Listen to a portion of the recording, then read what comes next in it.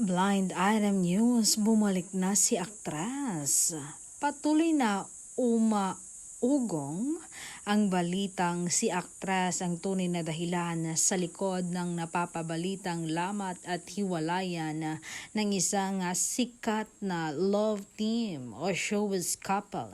Isang revelasyong nagdulot ng matinding espekulasyon sa buong bansa. Ayon sa mga insider, itong actress daw ay lumalapit ulit sa aktor.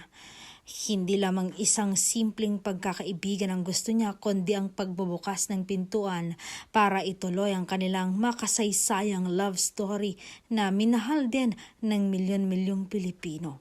Ang bawat sulyap at muling pagkikita ng aktras at ng kanyang dating ka-love team na aktor ay tila sagot sa panalangin nasyon ng fans na naniniwalang matapos ang mahabang panahon ng kanilang pagkakahiwalay at pagtahak sa magkaibang landas, dumating na sa wakas ang itinadhanang tamang panahon upang uli silang pag-isahin ang kanilang mga puso at buhay sa harap ng kamera at sa totoong buhay.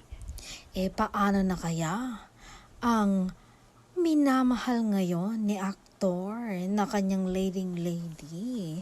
Paano na kaya siya? May iwan na lang sa ere? Ganon na lang? Diyos ko po.